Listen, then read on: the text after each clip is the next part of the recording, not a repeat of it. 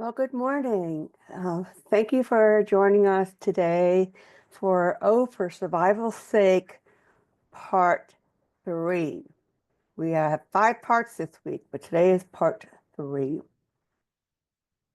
And we have been reflecting on um, preparing for the holiday for families and people with disabilities, their children with disabilities, and maybe some positive tips, maybe a story or two here and there, but to encourage you, um, listening to think about some things and how you may be more inclusive and be an encouragement to the families and people surrounding us. So um, we've had different kinds of conversations, and but today I was doing some research, and I wanted to share some ideas from a sibling named Eric Goll, Goll.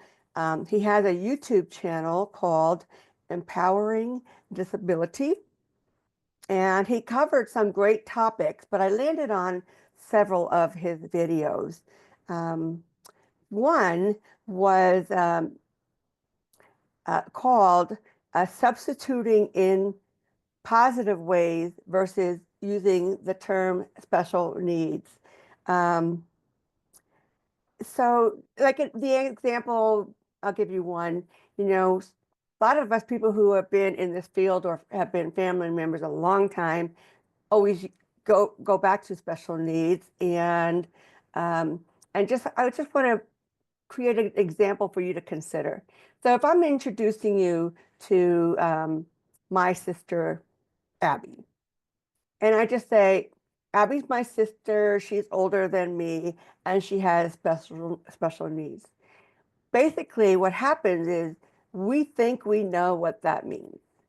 So we don't inquire more on that necessarily, or it doesn't give us much information on who she really is.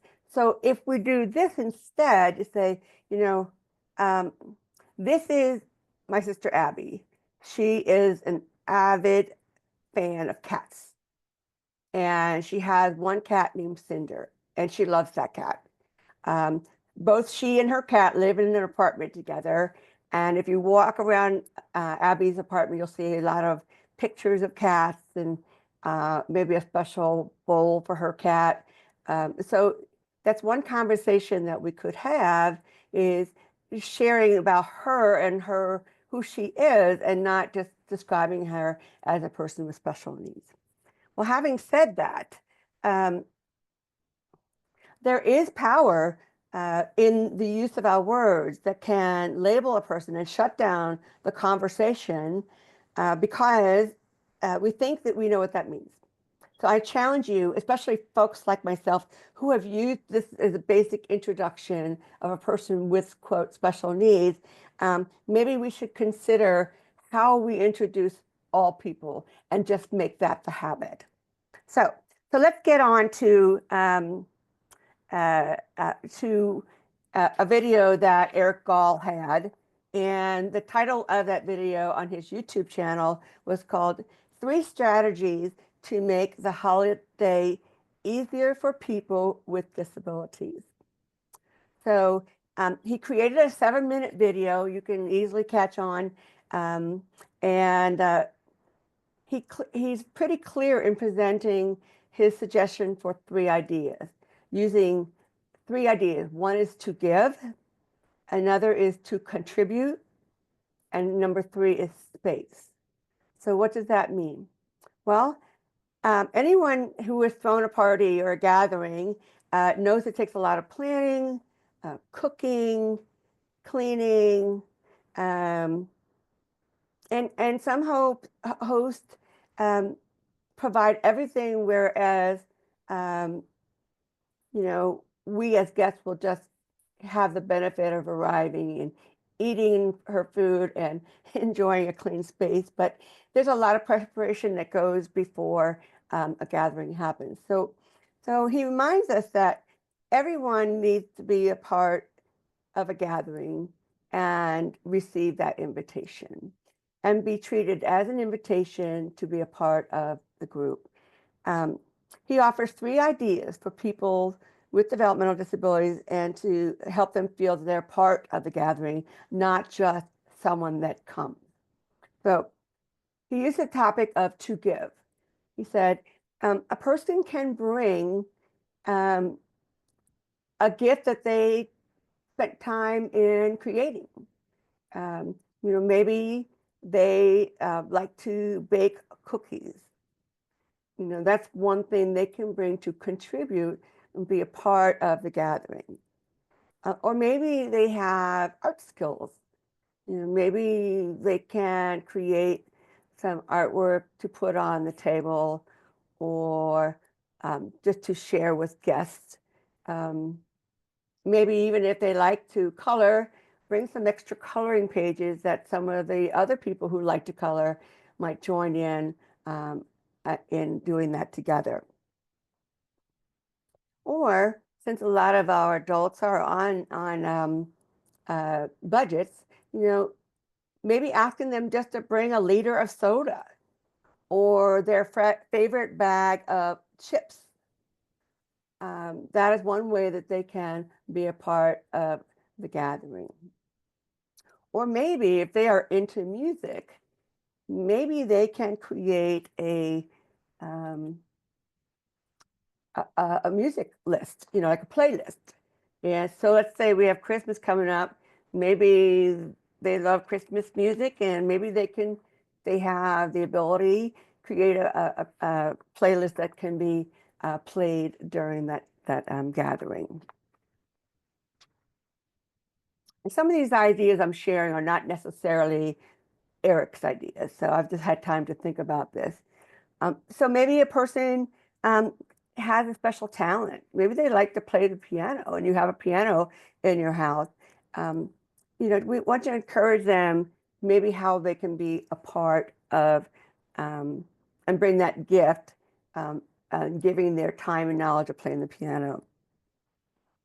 Or maybe if the host is planning on a special decorating for the gathering, maybe it's a birthday party. Maybe that person can come a day before and help, blow up balloons or place balloons or streamers or whatever it is the host needs to make her party as festive as she wants to. We need to keep in mind that they may need guiding. So, you know, um, if they're coming to decorate, maybe pair someone up with them and have them guide, what needs to be done. So why do I mention all of these? I think it's really important for us to encourage a person um, in that when they give or do some of these things, um, they are shown that they are capable of being a part of a community rather than just showing up and not being a part of it. So the second concept is to contribute. You know, how do we help people feel a part of that environment, maybe during the gathering? Can we create valued roles that only that person can do for the gathering? And some ideas might be, maybe they're good at saying hello to people. Maybe they can be a greeter. Or maybe they need practice in being social and saying hello to people. This is a great opportunity to say, hello, my name is, and we're glad you're here. Or maybe they can take coats to the coat room, which is usually a spare bedroom. So they're helping in welcoming the guest to that gathering by doing something. Or if they can, maybe they can help with food prep. If they're good with this as a knife and maybe with guidance, they can cut up carrots or vegetables and create that salad. Or and maybe the food prep is just stirring the salad to make sure it's all mixed. Or maybe even putting food that has been cooked into dishes. So there's a lot of different ways. Or maybe they can help set the table. Let's say it's a small gathering. You have 10 people, let's say. So you need 10 seats and 10 sets of utensils. So that might be something they can do on their own if they already do that at home, or they can pair up with someone that will help them to do that. It could be putting the cooked food on the table, getting it from the kitchen to the table. It's a very simple task, but if the table starts getting filled, it does require some, uh, you know, help with getting that put where it needs to be. Or maybe a way to engage with the other guests. Maybe they're big into the game Uno. Maybe that's just one way while we're waiting to eat or waiting for dessert. Maybe if you know how to, play the game, that you'd be willing to play that with them. Or maybe that person can teach you how to play a simple game of Uno. I'm sure there would be other people that would love to play. Maybe they're good at storytelling or telling jokes. Um, those are gifts that could bring joy to the celebration. But the host and the person who brings um, this person, let's say, who has developmental disability, really need to consider how they can adapt the environment so that that person can fully participate. You know, if someone uses a wheelchair and your home is not accessible, that is an invitation that you really can't give. Um, unless uh, you can find someone who has an accessible home willing to have the celebration. Sometimes a person having the party may have to like stop a tradition if they have a new grandchild who uses a wheelchair and their home is not accessible. Well, maybe that tradition of having it at grandma's needs to change to maybe having the gathering at the child's home um, with support of family, with the food and that kind of thing. So we talked a lot about that yesterday, about family gatherings and having tag teams to keep an eye on, say, a child who may wander or need some supervision. While one was watching that child, the other person can have conversations with other people or even help in the preparation. So the third thing and the last thing is space. Um, and we had mentioned this the last couple of days, to have a calming area. And it could be the room where you put coats. Um, maybe with just one lamp on, not an overhead lamp, or make it really bright. But having a comfortable chair maybe, and um, access to maybe an outlet. Probably someone might bring their iPad or their headphones or gaming to use that as a calming mechanism. And it's important to show that person that space so that they know where to find it, and also where they know that they can go should they feel overwhelmed or need some time to take a break. And then timing. You know, it's great to have a schedule, but if you have a schedule with the time actually on it, that can cause anxiety to anybody, even the host, because we know how that goes. Sometimes food takes longer to cook, or guests are arriving late. So just to have a basic schedule, we're going to meet, and then we're going to eat, and we're going to have dessert, and we're going to open gifts. So there's a basic schedule as opposed to one that's really specific.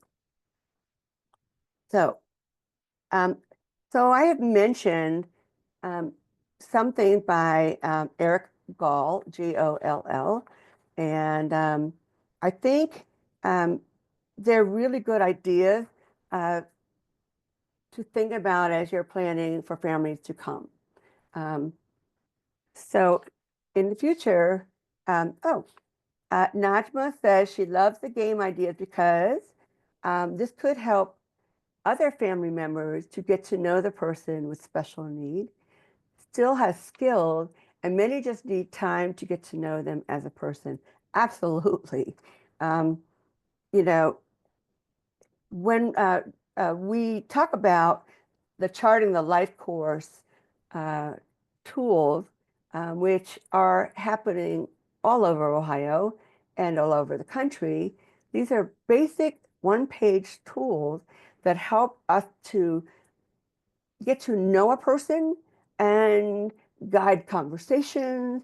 A person can introduce themselves through using these tools or introduce to new family members or to teachers, professionals. These charting the life course tools that can be found on lifecoursetools.com. Um, the first page that I would recommend is the person-centered page. And Najma, do you want to share a little bit about the person-centered page? I do. Um, sorry. Um, I think I call it page one because it's just one little page, but within that little page, you get to know that person, starting with what are their challenges, what are their needs, what are their dislikes and not likes, and from yesterday when I joined in, one of the mom, Lorraine, I think she was who was presenting. She said her daughter, for example, um, she doesn't really like to hug or just to be touched by strangers. But some people might take that as something else. But you could put this on the page. You can say, well, she's not really a physical hugging person.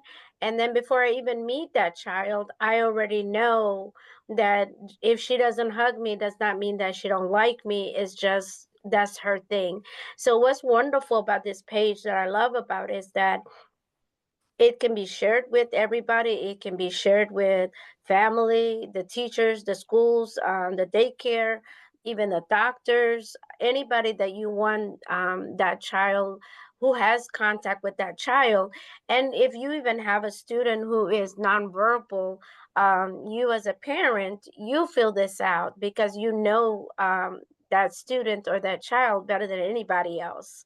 So one of the thing is what people like about me and admire about me. You many times when we meet, I mean, if I was to go to a holiday gathering and I met somebody with special need, I wouldn't know what people admire by them because all I might see is just a disability. Oh, he's in wheelchair. Oh, he cannot talk. But if I look at this, where his family filled out what people admire about me, then I can focus on the positive and not just the simple challenges. And then for the students who can help you fill it out is what's important to me. If I need a quiet place, if I need um, not too much noise, if I don't want too much lighting, all this stuff is, but just simple fact that you can have all this stuff on one page, and then that page can be shared with everything. And when you were talking about gaming, I love that idea because that could go under how you can support me, because if I'm playing a game and the whole family is playing, but I feel like I'm a little bit left out because they think I can't do it. I could do it here. Oh, I like to play puzzles. I like to play. So the host, the family will already know. Oh, he loves to play puzzle. So to be sure, the one page is giving you a picture of who this person is. So I like to even call it, don't see me as my disability, see me as I am. And sometimes that's hard. And this page is one tool to help you to see that person as who they are and not just the challenges they're facing. Yes, thank you, Najma. Najma and I are both Charting Life Course ambassadors, and Najma has a certain people group that she is intently reaching out to, which is the Somali community. And before I forget, Najma is going to help us again for Friday for survival's sake when we address what if a family doesn't celebrate holidays? What are some Mm-hmm. ideas of how we can include them? But so I just want to stop sharing this thing. Um, I think a lot of times um, we wait till right before the holiday and get overwhelmed and what's it going to be like? And I know I've shared in the past, I, as a sibling of a man with DD and autism, he was nonverbal his whole life and pretty much had a lot of aggressive behaviors. Um, I remember when someone um, described it as if I lived with an alcoholic. And what I mean is that their daily behaviors dictated how our home ran. Um, do, when I couldn't have friends over, or when I could have friends over, or a vacation, we'd have to have a vacation without him. Um, so those kind of things are just not typical, but it's a great way to um, share maybe uh, uh, an idea that more people experience themselves. But having said that, preparing the home, um, it's important to, as we get to learn, let's say if Najma is bringing her son over and I don't know him well, she could share that person-centered page with me. Mm-hmm. Just send an email or, take a picture of it and send it by phone. Um, this will give me somewhat of a heads up of how we can help him feel included and as a part of the celebrating. The other thing that we talked about yesterday and Monday were maybe creating a video on your phone. And maybe you take a nice picture of that person, or maybe Najma, take a good picture of your son, and she'll probably use that person-centered page to guide her thoughts because sometimes we don't think of things on a dime, but we forget there's something that our child can handle and something that are like off limits. So that's another way to let the host know, basically introducing your child and doing it not in front of them. This way, if we find out he's not a hugger, but he likes a fist bump, that's something we could have in conversations with family members as we prepare to get together. Um, Having an escape plan and knowing for let's say a person coming and helping during these activities and they feel overwhelmed and the calming room is not going to be working for them anymore. Be okay if they say we need to go to the host and that for the host not to make a big deal about it. Just we'll see you, talk to you tomorrow, something, just not make a big deal about it because there's a reason why they're leaving. um, and we do not want things to escalate. So I wanted to bring this up today, just, to remind us to look at all people for who they are and not as a person with, quote, special needs. I mean, Mm-hmm. we as an independent living center avoid using the word special needs primarily because conversations stop when you say, "This is my sister. She has special needs." Bam, and it says nothing about her.